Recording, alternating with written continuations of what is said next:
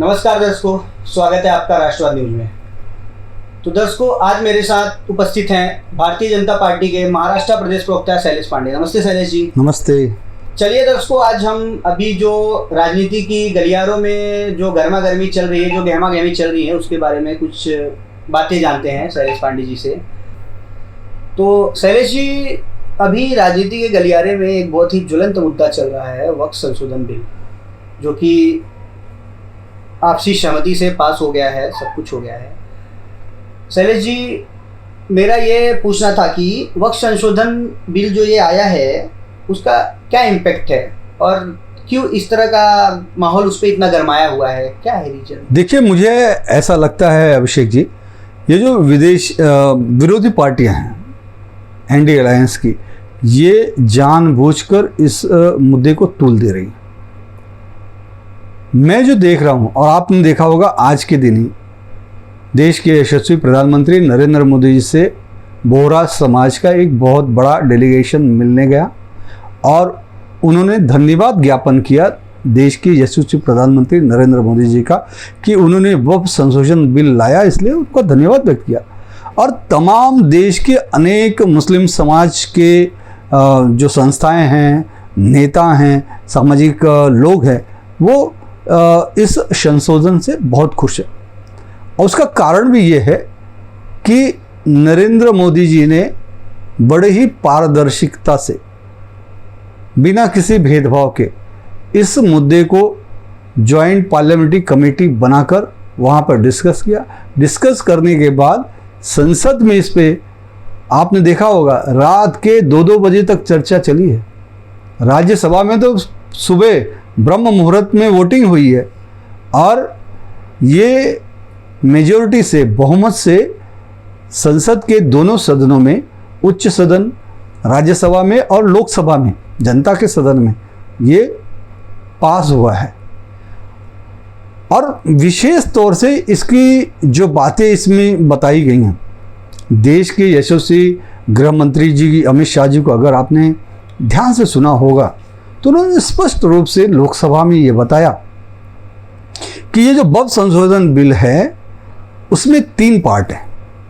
पहला पार्ट है वक्फ, उसके बाद वक्फ बोर्ड और उसके बाद वक्फ परिषद। जो वक्फ है वो मुस्लिम समाज का धार्मिक विषय से संबंधित वक्फ है, जिसके साथ किसी भी प्रकार का कोई छेड़छाड़ नहीं किया गया है। वो धार्मिक जो विषय है एज इट इज़ विषय है, उसमें कोई किंतु परंतु नहीं, छेड़छाड़ नहीं, कुछ नहीं। जो वक्फ बोर्ड है और वक्फ परिषद है, ये एक एडमिनिस्ट्रेटिव बॉडी है। उस एडमिनिस्ट्रेटिव बॉडी में बदलाव किए गए हैं और वो बदलाव संशोधन इसलिए किया गया है कि पिछले कई वर्षों से लगातार देश के तमाम कोनों से शिकायतें आ रही थी वो शिकायतें वक्फ ट्रिब्यूनल में थी, पेंडिंग हैं। और ये शिकायत सिर्फ एक समाज से नहीं, देश के अनेक समाजों से आ रही थी। मुस्लिम समाज के जो गरीब तबके हैं, जिनकी ज़मीनों पे वक्फ बोर्ड ने कब्जा कर दिया या कहीं किसी की ज़मीन पे दावा ठोक दिया, उनकी शिकायतें थी। और हिंदू समाज से भी कुछ शिकायतें आई थी। उदाहरण के तौर पे मैं बताना चाहूँगा, जैसे तमिलनाडु में 1800 वर्ष पुरानी एक मंदिर है। 1800 वर्ष पुरानी मंदिर पर वक्फ बोर्ड ने दावा ठोक दिया। एक गांव है तमिलनाडु का, वो सारे गांवों पर वक्फ बोर्ड ने दावा ठोक दिया। संसद पे वक्फ बोर्ड ने दावा ठोक दिया। प्रयागराज में भी, प्रयागराज जहाँ अभी महाकुंभ लगा, अब बताइए, प्रयागराज तो एक तीर्थों के तीर्थराज है, वो उस ज़मीन पे वक्फ बोर्ड ने दावा ठोक दिया। इसके अलावा सूरत में जो म्यूनसिपाल्टी बिल्डिंग है, उस सूरत की म्यूनसिपाल्टी बिल्डिंग पे दावा ठोक दिया। अनेक गांव, अनेक मंदिर, अनेक जगहों पे ये सारी बहुत सारे विषय पेचीदा हो गए। कंप्लेन आई, शिकायतें आई, इस पे बातें सब चल रही थी। अब विरोधी पार्टी ये जताने की कोशिश कर रहे हैं कि ये वक्फ संशोधन बिल मुस्लिम समाज के खिलाफ है, जबकि ऐसा नहीं है।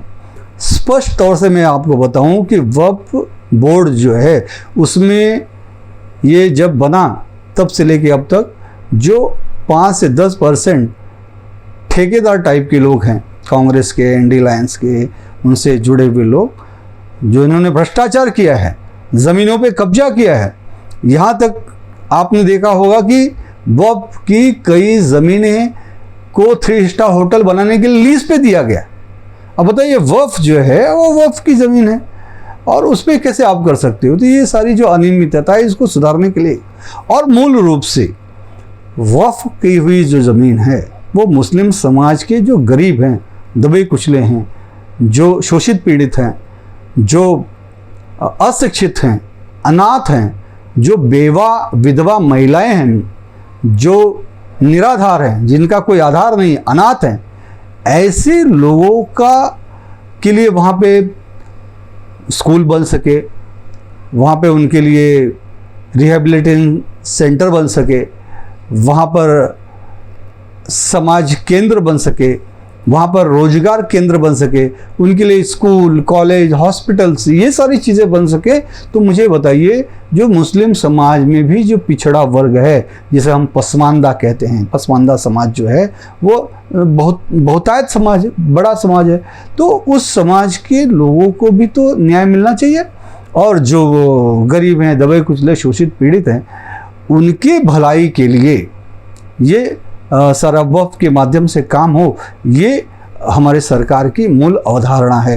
तो इसमें तो हम कहीं गलत नहीं हैं, लेकिन इसके बावजूद हम जबकि उनके लिए अच्छा काम करना चाहते तो ये बार बार ये उंगली उठाते कि भाजपा वालों को कब से ये प्रेम हो गया कि भाजपा मुसलमानों की भलाई के लिए काम कर रही है। अरे भाई, इस देश में एक मुस्लिम को राष्ट्रपति बनाने का काम भारतीय जनता पार्टी नहीं किया है। उस वक्त हमारे प्रधानमंत्री अटल बिहारी वाजपेयी जी थे, जो जिन्हें हम देश का मिसाइल मैन कहते हैं। ऐसे एपीजे अब्दुल कलाम जी को देश का राष्ट्रपति बनाने का काम हमने किया है, और हमने तो उनको सेकेंड टर्म में भी हम उनको दोहरा रहे थे, दोबारा उनको हमने खड़ा किया था, लेकिन कांग्रेस ने उस प्रतिभा पाटिल को आगे लाकर उनको हरवा दिया। तो हम तो 3 तलाक का जो विषय हमने किया, मोदी जी ने लाया, तो उसे क्या मुस्लिम समाज के महिलाओं के भले के लिए किया ना। आज वो शिकायतें हमारे पास आ रही थी, उनके साथ अन्याय हो रहा था, अत्याचार हो रहा था, तो हमने मुस्लिम माताओं बहनों को न्याय देने का काम किया, उनको उनके दुख से, पीड़ा से, शोषण से हमने उनको मुक्ति दिलाने का काम किया। तो हमने अच्छा काम किया ना। तो अच्छे काम में तो सबको साथ दे देना चाहिए, और मुझे पूरा विश्वास है देश का 80% मुस्लिम समाज वो नरेंद्र मोदी जी के, देश के प्रधानमंत्री जी के इस संशोधन के साथ खड़ा हुआ है। सभी धन्यवाद व्यक्त कर रहे हैं, लेकिन चंद वो लोग हैं जो कि देश में आग लगाने का काम कर रहे हैं। आप देख रहे हैं, आज लोगों को बहकाकर सड़कों पे ला रहे हैं, आंदोलन करा रहे, लेकिन इससे कुछ होगा नहीं। हाँ, ये आंदोलन से मैं आगे की कड़ी में यही पूछना चाहूँगा, जो पश्चिम बंगाल के मुर्शिदाबाद में जो ये घटना हुआ, जो मैं इसको एक भयावह घटना का नाम दूंगा, क्योंकि ऐसी घटना सदियों में एक बार होती हैं। तो इसके पीछे क्या है? कुछ विपक्ष की मंशा है? इसकी जिम्मेदारी कौन लेगा? कौन है जिम्मेदार इस चीज़ को लेके? देखिए, देश का पूरा हालात को अगर हम एनालाइज करें तो मुझे ये एनडी अलायंस का एक तरह की बेचैनी मुझे नज़र आ रही है। नरेंद्र मोदी को देश की जनता युग पुरुष मानकर आज उनके साथ खड़ी है। विपक्ष को आगे का राजनीति समझ में नहीं आ रहा है, दूर दूर तक उनकी कोई सरकार बनते नजर नहीं आ रही है, क्योंकि देश की जनता नरेंद्र मोदी जी के साथ है। इसलिए उनकी बौखलाहट है, और उसी बौखलाहट का ये परिणाम है कि वक्फ संशोधन जैसे अच्छे बिल का भी ये जानबूझकर विरोध करके लोगों को भड़का के देश में आग लगा रहे हैं। मुर्शिदाबाद में आपने देखा होगा, पश्चिम बंगाल में जिस तरह की घटना हुई कि वक्फ बोर्ड संशोधन बिल के खिलाफ वहाँ कुछ तथाकथित लोगों ने मुस्लिम समाज को लेकर वहाँ पे आंदोलन की, और वो आंदोलन दंगे में परिवर्तित हुआ। और दंगा भी कैसा कि हिंदुओं के घरों में जाकर उनके घरों को जलाया गया। बसें फूंक दी गई, बस्ती की बस्ती फूंक दी गई, 3 लोगों की हत्या की गई, जिसमें से 2 पिता पुत्र एक ही घर के हैं। वो वीडियो आपने देखा होगा, कितनी निर्ममता से उनकी हत्या की गई है। देश माफ़ नहीं करेगा। और आज वहाँ की 500 से ज़्यादा मुर्शिदाबाद के परिवारों का पलायन हुआ। वो मालदा चले गए लोग। आप वीडियो देख रहे हैं लोगों का, किस तरह से वहाँ की बहन बेटियाँ माँ रो रही हैं, पलायन कर रही हैं, मजबूर हैं। बच्चों की पढ़ाई है, उनका भविष्य अंधकार में है। आज मैं तो इसके लिए जवाबदार वहाँ पश्चिम बंगाल की जो मुख्यमंत्री हैं, मुख्यमंत्री ममता बनर्जी को मानता हूँ। आपने देखा होगा ममता बनर्जी को, जबकि वहाँ पर जाकर जो दंगे में पीड़ित हुए, जिनकी हत्याएं की गई, जिनके घर जलाए गए, उनसे जाके मिलना चाहिए। तो उनसे ना मिलकर वो उल्टा स्टेडियम के अंदर वो वक्फ के संशोधन के खिलाफ मुसलमानों का एक सम्मेलन लेती हैं, और वहाँ से वो गालियाँ किसको देती हैं? योगी आदित्यनाथ को, नरेंद्र मोदी जी को, हिंदुओं को गालियाँ देने का काम करती हैं। और वो एक तरह का, मैं तो देख रही हूँ कि किस प्रकार से वो जिहादियों के साथ खड़ी हैं, ये देश की जनता देख रही है। और देश की जनता ममता बनर्जी को माफ़ नहीं करेगी। आज उनको उन हिंदू माँ बहन बेटियों की पीड़ा नहीं दिख रही है, उन जो पिता पुत्र की हत्या हुई उस परिवार की आंखों के आंसू उनको नहीं नजर आ रहे। आज भयावह परिस्थिति है पश्चिम बंगाल में। बांग्लादेश के भी लोग वहाँ पर किस तरह से आतंकवादी संगठनों के साठगांठ से ये वहाँ पे लोगों की हत्याएं की गई, लोगों के षड्यंत्र हो रहे।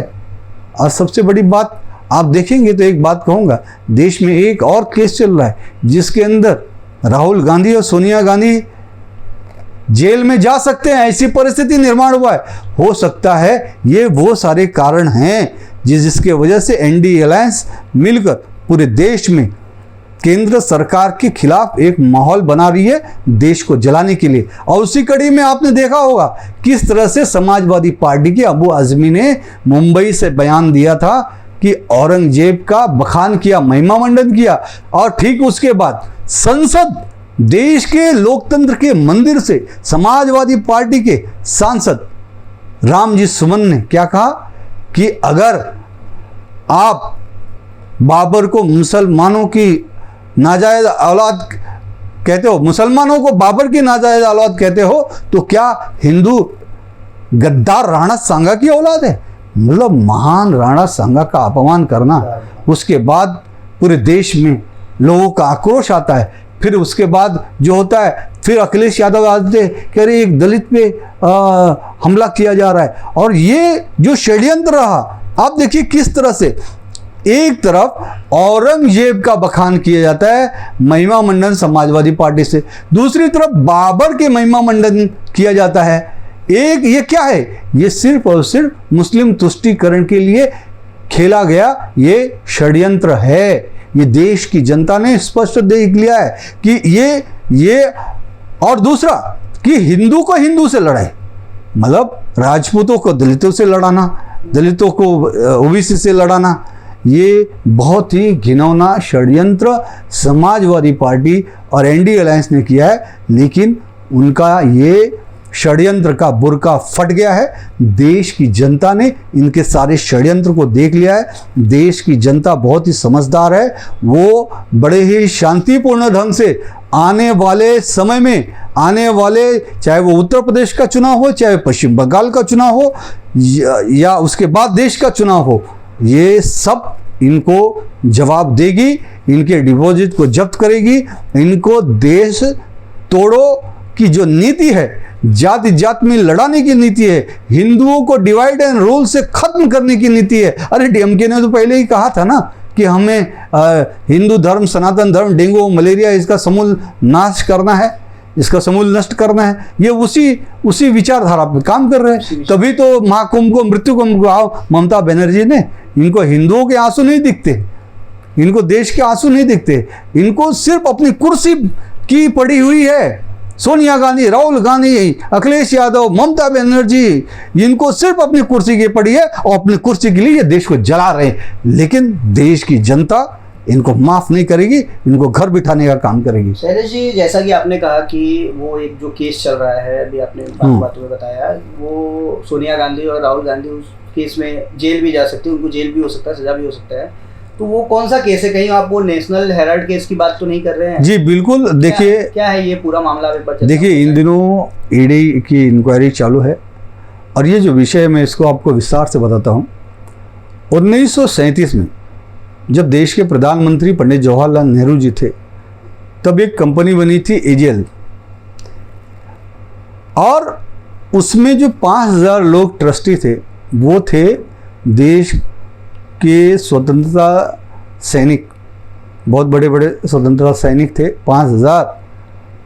उन्होंने मिलके बनाई थी, बाद में नेशनल हेराल्ड एक समाचार पत्र बनाया गया और वो सारी चीज़ें चल रही थी। लेकिन 2008 आते आते इन्होंने उस कंपनी पर 90 करोड़ का कर्जा हो गया। अब उस कर्जा को माफ करने के लिए कांग्रेस पार्टी 50 लाख रुपए देती है एजीआई कंपनी को और वो कर्जा माफ करती है। और 2008 में जो वो कंपनी की जो प्रॉपर्टी थी, वैल्यू थी, वो लगभग 2000 करोड़ थी। उस कंपनी को कांग्रेस पार्टी एक्वायर कर लेती है young Indians private limited company के नाम पे, जिसके जो ओनर रहते हैं, यानी कि मुझे लगता है लगभग 76% ऑफ शेयर जो थे वो राहुल गांधी और सोनिया गांधी के नाम पे। ये तो जब 75% से अधिक शेयर किसी भी कंपनी का किसी एक दो व्यक्ति के नाम पे होता तो पूरी कंपनी उनकी हो जाती है, एक प्राइवेट लिमिटेड कंपनी। तो उन्होंने अपने नाम पे कर लिया, जिसकी आज लगभग प्रॉपर्टी अगर हम देखते वैल्यू करते तो 5000 करोड़ की वैल्यू है। यानी कि ये 5000 करोड़ का भ्रष्टाचार, गबन, कब्जा ये किया है सोनिया गांधी और राहुल गांधी ने। और सबसे बड़ी बात कि किसी भी कंपनी का जो लोन होता है वो लोन माफ़ करना या लेना ये प्राइवेट लिमिटेड कंपनी ही कर सकती है। उसके लिए एक पॉलिटिकल पार्टी जो है कांग्रेस, वो नहीं कर सकती। लेकिन ये कैसे किया? क्योंकि उनकी सत्ता थी उस वक्त। लेकिन सत्ता का दुरुपयोग करने के बाद भी जो भ्रष्टाचार हुआ, वो भ्रष्टाचार देश के सामने आया। और ये कब आया? ये बार बार बीजेपी की तरफ उंगली उठाते हैं कि मोदी जी कर रहे हैं, बीजेपी नहीं। ये केस उजागर कब हुआ? 2013 में। 2013 में जब देश के प्रधानमंत्री मनमोहन सिंह थे, बीजेपी की सत्ता नहीं थी, मोदी जी प्रधानमंत्री नहीं थे, कांग्रेस की सत्ता थी, तब ये उजागर हुआ। उसके बाद ये विषय फिर चलते चलते सुप्रीम कोर्ट में गया। ये राहुल गांधी और सोनिया गांधी तो बेल पे हैं, 2013 से बेल पे ही है। और उसके बाद अब सुप्रीम कोर्ट में चार्जशीट दाखिल हुआ, तो सुप्रीम कोर्ट में जो चार्जशीट दाखिल हुआ उसमें सोनिया गांधी और राहुल गांधी का उसमें नाम है, क्योंकि ये उनकी ये कंपनियां हैं। तो अब ये जो भ्रष्टाचार हुआ है तो उसका जवाब तो देश की जनता को देना ही पड़ेगा। और देश की जनता तो सजग है, वो देख रही है इनके पूरे भ्रष्टाचार को। और ये पहला भ्रष्टाचार थोड़ी नहीं है, सैकड़ों भ्रष्टाचार इन्होंने किया है। लेकिन देश को गर्त में डालने का काम अगर इस देश में किसी ने किया तो कांग्रेस पार्टी ने किया। और कांग्रेस पार्टी को अभी तक तो जनता ने इनको घर पे बिठाने का काम किया। देखिए आने वाले समय में ये नेशनल हेराल्ड केस, जिसमें स्वतंत्र वीरों, स्वाधीनता सेनानियों क्या बनाई हुई है कंपनी को ये जो खा गए, कब्जा कर गए, 5000 करोड़ का भ्रष्टाचार किए, ये एक तरह का भ्रष्टाचार के साथ साथ महापाप है, देशद्रोह है। और अब देश की 140 करोड़ जनता इनको माफ नहीं करेगी, कांग्रेस का समूल नाश करेगी, नष्ट करेगी कांग्रेस को, ये मैं दावे से कहता हूँ।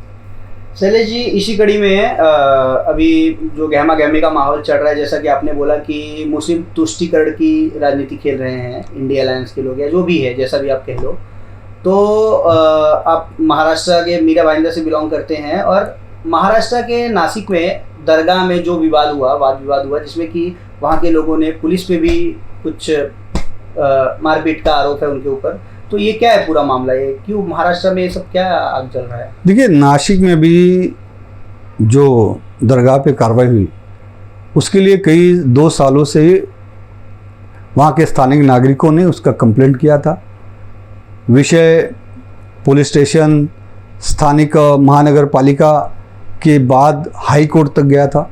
उसके बाद हाई कोर्ट ने उस अनधिकृत जगह को तोड़ने का आदेश दिया और वो फैक्ट है कि वो अनधिकृत बांधकाम था, अनधिकृत कब्जा था सरकारी ज़मीन पे, जिसके लिए वहाँ के स्थानिक लोग कोर्ट गए और महानगर पालिका भी कोर्ट में उसके खिलाफ गई थी और हाई कोर्ट के ऑर्डर के बाद तोड़ने का ऑर्डर मिला। उसके बाद पुलिस प्रोटेक्शन में महानगर पालिका वहाँ तोड़ने जाती है तो पुलिस के ऊपर हमला किया जाता है। 1,500 से 2,000 जो दंगाई थे, दंगाइयों ने पुलिस पे हमला कर दिया। 31 पुलिस के जवान नासिक के हॉस्पिटल में एडमिट किए गए, जिनका इलाज चल रहा है। वहाँ पे अफरा तफरी का, दंगा का माहौल हो जाता है। क्योंकि देखिए ये लोग हमेशा, आपने इनका पैटर्न आप देखिए जो देश में हो रहा है ना, ये मुझे लगता है इसमें विदेशी ताकतों का भी हाथ होता है। आपने मुर्शिदाबाद में देखा कि बांग्लादेशी आतंकवादी संगठन का इन्वॉल्व हुआ है, एनआईए अब उसकी जांच कर रही है। इसके पहले आपने देखा होगा कि नागपुर में भी वही पैटर्न हुआ गुमराह करने का, कि वहाँ जो चीज़ें नहीं थी, मैं तो मेरे मुंह से वो चीज़ बोल भी नहीं सकता हूँ क्योंकि मैं देशभक्त नागरिक हूँ। मैं अफवाह फैलाना काम नहीं करता हूँ, मैं मेरे मुंह से कभी किसी की बदनामी करने का काम नहीं करता हूँ। मैं सभी धर्मों का सम्मान करता हूँ, लेकिन वो अपने ही धर्म के बारे में गलत गलत बातें व्हाट्सएप पे, सोशल मीडिया पे अफवाह फैलाते हैं, अपने ही धर्म की बदनामी करते हुए अपने धर्म के खिलाफ ही लिखते हैं, अपने धर्म का ही अपमान करके लोगों को उकसाते हैं, आग लगाते हैं, दंगा कराते हैं और हिंदुओं के ऊपर अटैक कराते हैं। नागपुर में पुलिस पे अटैक हुआ, अब तो हद हो रही है ना। वहाँ पे डीसीपी कदम पे कुल्हाड़ी से हमला किया गया और डीसीपी कदम ने क्या कहा कि कुल्हाड़ी इस तरह से चलाया गया, अगर मेरा हाथ आगे ना करता तो सीधा मेरा गर्दन कट जाता। यानी कि उन्होंने, मेरी दंगाइयों ने मेरी हत्या के नियत से कुल्हाड़ी चलाई थी। मतलब डीसीपी की हत्या हो जाती अगर वो अपना हाथ से बचाव नहीं करता, जो हाथ उनका पे चोट लग गई। महिला डीसीपी का हमला हो गया, पुलिस पे हमला हो गया और यहाँ 31 पुलिस हॉस्पिटल के अंदर जमा है। ये कैसी सोच है, कैसी मानसिकता है?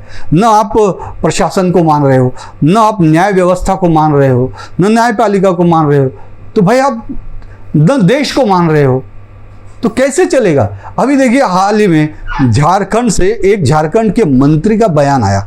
उन्होंने क्या, उनसे पूछ तो क्या कहा, आप संविधान को मानोगे?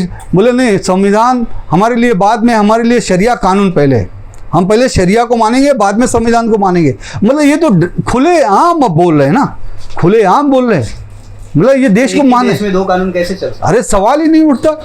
ये तो डॉक्टर बाबा साहब अम्बेडकर का अपमान है, डॉक्टर बाबा साहब अम्बेडकर के संविधान का अपमान है। एक तरफ राहुल गांधी लोकसभा के चुनाव में अफवाह फैलाए कि संविधान खतरे में है, और संविधान तो पूरी जिंदगी कांग्रेस ने खतरे में डाला, और आज उन्हीं के इंडिया अलायंस के लोग ही संविधान के खिलाफ शरिया कानून लाने की बात करें, शरिया कानून को मानने की बात करें कि हम शरिया कानून से चलेंगे। और ये तो देश में होगा नहीं। नरेंद्र मोदी जैसा फौलादी प्रधानमंत्री रहते हुए, अमित शाह जैसा फौलादी गृह मंत्री रहते हुए, इस देश में दो कानून तो चलने का सवाल ही नहीं उठता। यही बात तो कश्मीर में चल रही थी, हमने तो उसको ख़त्म किया, हम तो हमेशा कहते थे जहां हुए बलिदान मुखर्जी वो कश्मीर हमारा है। एक देश में, मुखर्जी जी क्या कहते थे, एक देश में 2 प्रधान, 2 विधान, 2 संविधान, नहीं चलेगा। और आज हमने धारा 370 खत्म करके वहां पे अमन, चैन, शांति लाया है, और हम देश की जनता को वही समझाते हैं, देश बड़ा है, ना कि अन्य कोई चीजें। देश से बड़ा कुछ भी नहीं है। देश का संविधान, देश, राष्ट्र, महापुरुष। आप कोई भी महापुरुषों का कोई भी अपमान कर देता है और महापुरुषों को जातियों में बांट रहे। बताइए ये कितनी निम्न सोच है। महापुरुष होता है, महापुरुष का कोई धर्म, कोई जात नहीं होती है, वो सबके लिए एक बराबर है। और मैं आपके चैनल के माध्यम से देश की जनता से भी ये कहूंगा कि आप राणा सांगा के लिए सिर्फ करनी सेना ही क्यों, पूरा देश की जनता खड़ी होनी चाहिए। छत्रपति शिवाजी महाराज के लिए सिर्फ मराठा ही हो या महाराष्ट्र के लोग ही क्यों, पूरे देश के लोग खड़े होने चाहिए, क्योंकि इन्होंने अपने बलिदान दिए है, अपने त्याग दिया है। किसके लिए दिया है? देश के लिए। और देश सबका है, देश 150 करोड़ देशवासियों का है। छत्रपति शिवाजी महाराज हम सब के हैं, महाराणा सांगा हम सब के हैं, और उनका अपमान देश के किसी भी व्यक्ति को बर्दाश्त नहीं करना चाहिए। देश के संविधान का अपमान भी किसी को बर्दाश्त नहीं करना चाहिए। हम देश के संविधान के साथ हैं, डॉक्टर बाबा साहब अम्बेडकर के साथ हैं, और हम इस देश के अंदर डॉक्टर बाबा साहब अम्बेडकर जी का और डॉक्टर बाबा साहब अम्बेडकर के संविधान का बिल्कुल भी अपमान नहीं होने देंगे। चलिए, धन्यवाद शैलेश जी, बहुत ही बेबाकी के साथ हमारे प्रश्नों का जवाब दिया आपने और भारतीय जनता पार्टी का विचार रखा, और जो भारतीय जनता पार्टी का विचार है और जो देश में अभी चल रहा है उस पर आपने अपने गंतव्य रखे। धन्यवाद।